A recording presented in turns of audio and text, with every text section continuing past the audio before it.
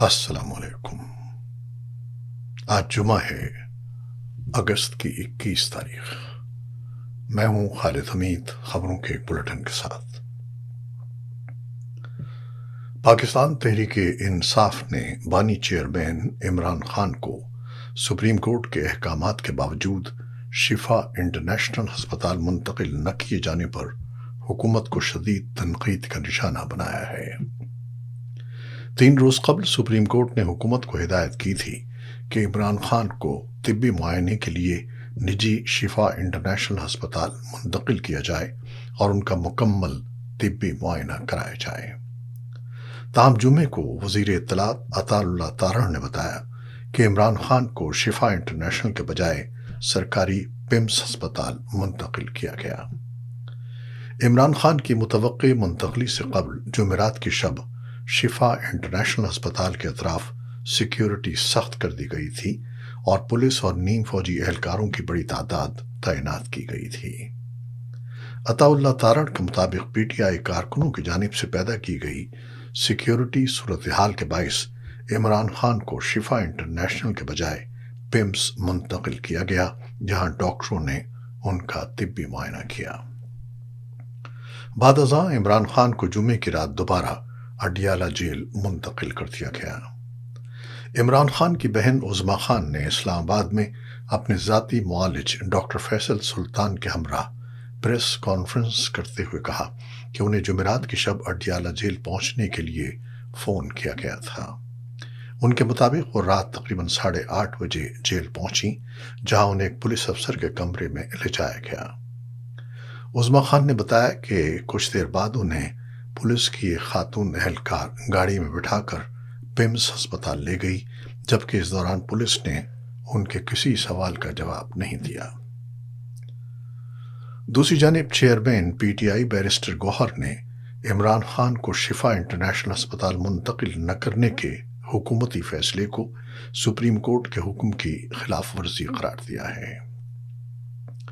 Media سے گفتگو کرتے ہوئے بیرسٹر گوہر کا کہنا تھا کہ سپریم کورٹ کے حکم میں کوئی ابہام نہیں تھا، اس لیے اس پر عمل درآمد نہ ہونا افسوسناک ہے۔ انہوں نے کہا کہ پی ٹی آئی سیاسی مسائل کا حل مذاکرات اور سیاسی طریقے سے نکالنے کی کوشش جاری رکھے گی۔ سپریم کورٹ نے اپنے حکم میں یہ بھی ہدایت کی تھی کہ عمران خان کی طبی رپورٹس یا صحت سے متعلق معلومات کو سیاسی مقاصد کے لیے استعمال نہ کیا جائے۔ اور اب باقی خبریں۔ چین نے ایران پر نئی امریکی پابندیاں عائد کرنے کی مخالفت کرتے ہوئے امریکہ اور ایران پر بات چیت کے ذریعے مسائل حل کرنے پر زور دیا ہے۔ چینی وزارت خارجہ کے ترجمان نے کہا ہے کہ فوجی طاقت اور دباؤ کے ذریعے مسائل حل کرنے کی کوششیں صرف کشیدگی میں اضافے کا باعث بنیں گی، جو کسی بھی فریق کے مفاد میں نہیں ہے۔ دوسری جانب ایران نے نئی امریکی اقتصادی پابندیوں کے خطرے کو مسترد کرتے ہوئے مجوزہ اقدامات کو غیر قانونی اور غیر انسانی قرار دیا ہے۔ ایرانی وزیر خارجہ عباس عراقچی نے کہا ہے کہ نئی پابندیوں سے نہ صرف ایران بلکہ عالمی معیشت کو بھی خطرات لاحق ہوں گے۔ یہ بیانات امریکی وزیر خزانہ اسکاٹ بیسنٹ کے اس اعلان کے بعد سامنے آئے ہیں جس میں انہوں نے کہا تھا کہ واشنگٹن ایرانی حکومت کو اقتدار سے ہٹانے کے مقصد سے ایران پر تاریخ کی سخت ترین پابندیاں عائد کرے گا اور چین سمیت دیگر ممالک سے بھی اس مہم میں تعاون کا مطالبہ کرے گا۔ ادھر جنگ بندی کے باوجود جنوبی لبنان کے مختلف علاقوں میں اسرائیلی حملوں کی اطلاعات سامنے آئی ہیں۔ رپورٹس کے مطابق صوبہ نباتیہ کے ضلع بنت جبیل اور طائر کے علاقے المنصوری سمیت متعدد مقامات کو اسرائیلی حملوں میں نشانہ بنایا گیا۔ دوسری جانب ایرانی صدر مسعود پزشکیان نے کہا ہے کہ جنگ کسی نہ کسی مرحلے پر ختم ہونی ہے اور بہتر ہوگا کہ اسے آج ہی ختم کر دیا جائے، کیونکہ ان کے بقول ایران اس وقت مضبوط پوزیشن میں ہے۔ ایرانی صدر نے واضح کیا کہ ان کا ملک دباؤ یا دھمکیوں کے سامنے نہیں جھکے گا۔ ان خبروں کی تفصیل۔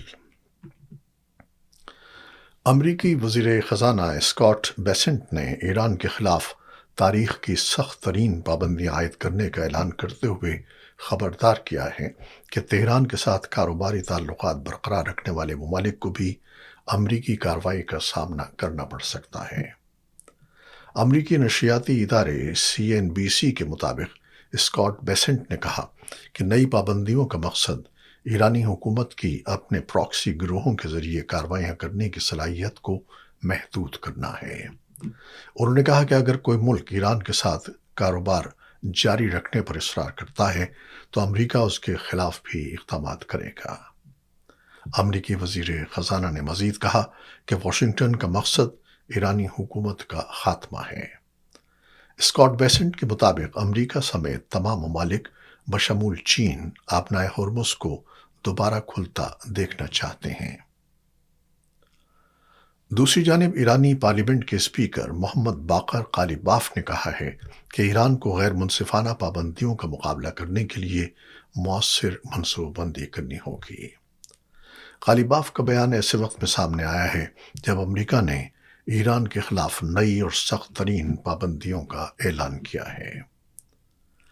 ایرانی مسلح افواج کے chief of general staff major general Ali Abdollahi نے کہا ہے کہ ایران کی دفاعی صلاحیت حالیہ برسوں میں صرف فوجی ساز و سامان کی تیاری تک محدود نہیں رہی بلکہ ملک میں ایک مؤثر دفاعی صنعتی انقلاب برپا ہوا ہے۔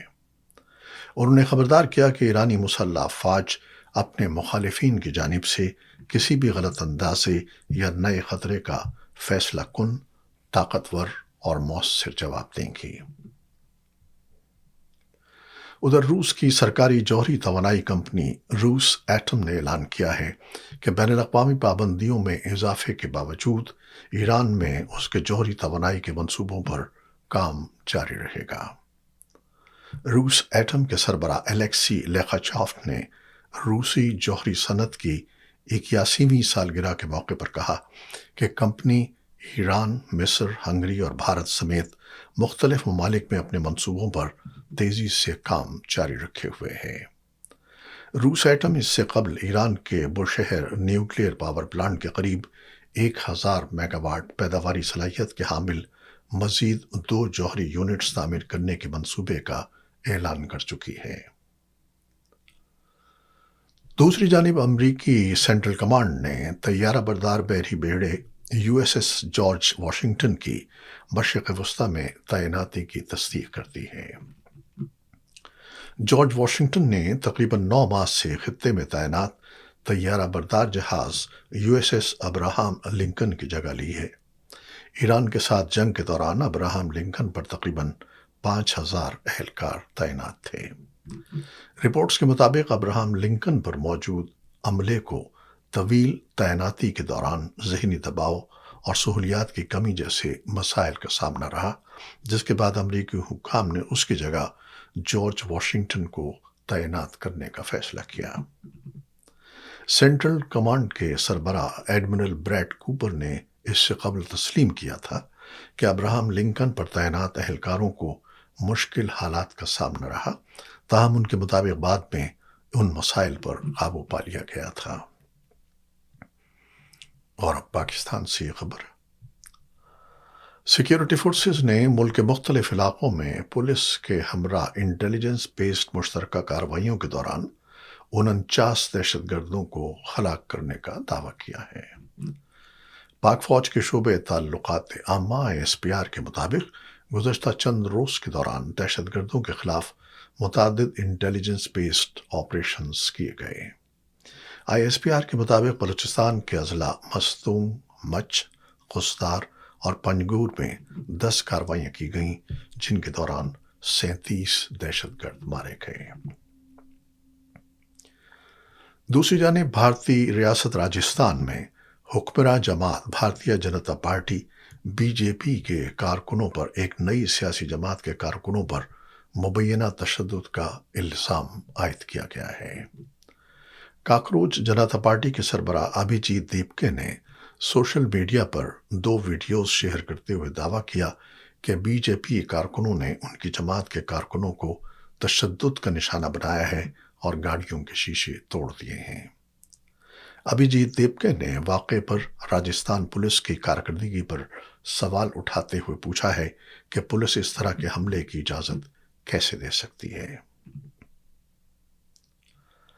अमरीकी रियासत अलास्का में 8 अफराद को ले जाने वाला एक चार्टर तैयारा गिरकर तबाह हो गया है, जिसके नतीजे में तैयारे में सवार तमाम अफराद हलाक हो गए हैं।